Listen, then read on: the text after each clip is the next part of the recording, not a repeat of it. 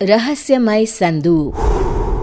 ये कहानी शुरू होती है सुमनगढ़ नाम के एक गांव से, जहां महेंद्र नाथ का कभी बहुत बोलबाला हुआ करता था।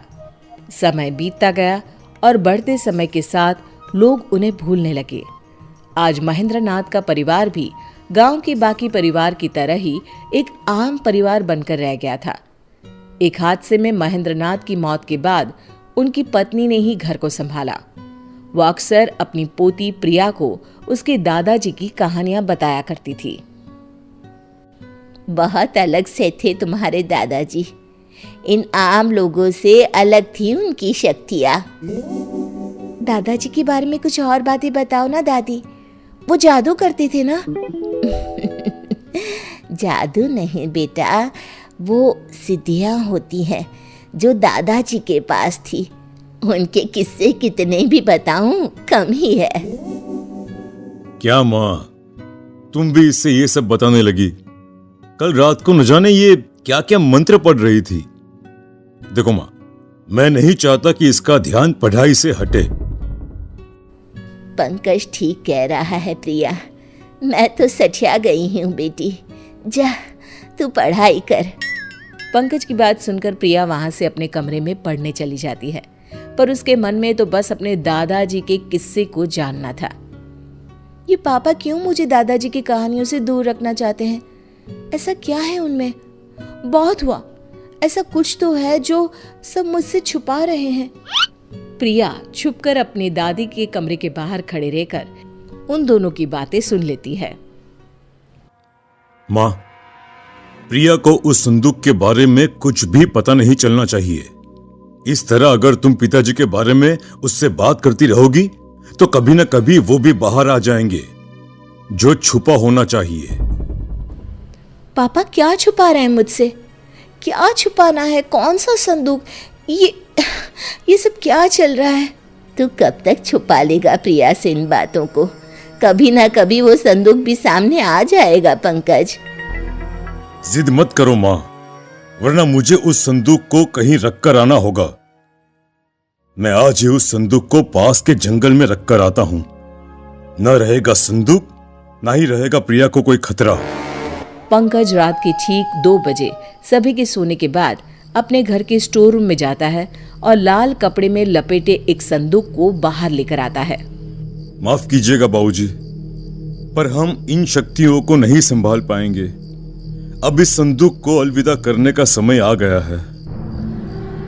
सर्दी की ठंडी रात को पंकज उस संदूक को उठाए चल पड़ता है। हवा बहुत तेज बहने लगती है। अचानक ही आंधी आने जैसा माहौल बन जाता है। अरे, ये अचानक मौसम को क्या हो गया? अगर बारिश शुरू हो गई तो मैं क्या करूंगा? तेज हवाओं के बीच जैसे तैसे पंकज जंगल में पहुंचता है और उस संदूक को वहीं रखकर वापस घर आने को लौट पड़ता है। पंकज को रास्ते में वही संदूक दिखाई पड़ता है। अरे, ये वापस यहाँ कैसे आया? अभी तो मैं इसे जंगल में छोड़कर आया था। पंकज फिर से उस संदूक को जंगल में लेकर जाता है और जमीन में दफना देता है। इस बात से अनजान की प्रिया उसका पीछा कर रही है। पंकज संदूक को दफनाकर निश्चिंत होकर घर वापस आकर सो जाता है। तो इस संदूक को मुझसे छिपाना चाहते थे पापा। लगता है इसमें कोई खजाना है। इसे मैं घर वापस ले जाऊंगी। प्रिया संदूक को वापस अपने घर ले आती है और अपने कमरे में जाकर उसे खोलती है। ये सब क्या चीजें हैं? इतना छोटा सा झाड़ू और ये किताब। क्या पापा इनको छिपाना चाहते थे मुझसे?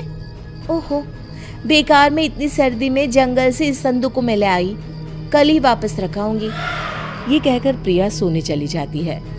वो जैसे ही आंखें बंद करने वाली होती है, किताब में से एक तेज रोशनी बाहर आती है। झाड़ू खुद ब खुद हवा में उड़ने लगती है। ये सब क्या हो रहा है? किताब में से रोशनी के साथ साथ कई अक्षर हवा में उड़ने लग जाते हैं। कब से अपने मालिक की तलाश कर रहा था मैं। तुम मिल ही गई मुझे प्रिया। प्रिया की आंखों के सामने सभी अक्षर उसके दिमाग में चले जाते हैं। किताब अपने आप बंद हो जाती है। झाड़ू एक छोटा सा डिब्बा बन जाता है और प्रिया की आंख लग जाती है। अगली सुबह। कल रात जो भी मैंने देखा वो मेरा सपना था या हकीकत? तभी कमरे में बैठी हुई प्रिया को दूसरे कमरे में अपने दादी और पापा की बातें सुनाई देने लग जाती है। मैं यहाँ बैठे हुए कैसे सब कुछ सुन पा रही हूँ? ये कैसे हो सकता है? तभी अचानक से प्रिया को अनजाने साए दिखने लग जाते हैं।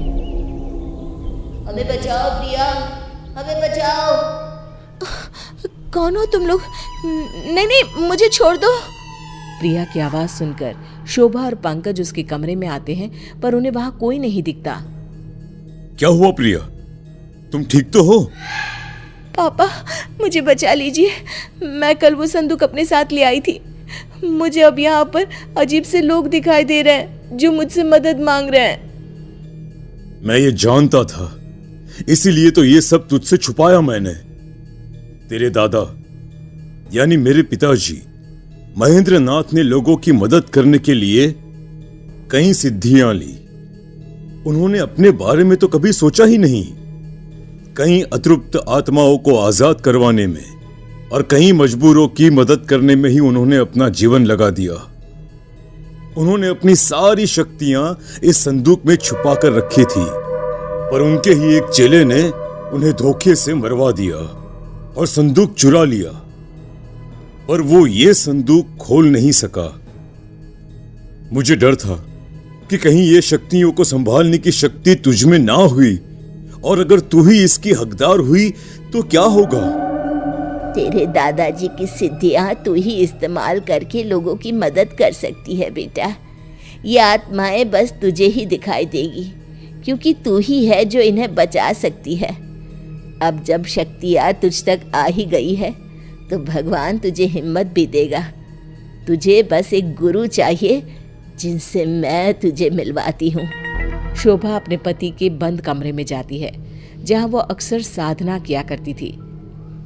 जैसे ही प्रिया उस कमरे में जाती है, महेंद्र की आत्मा भी वहां आ जाती है। ये है तुम्हारे गुरु बेटा। ज्ञान तो प्रिया पा चुकी थी।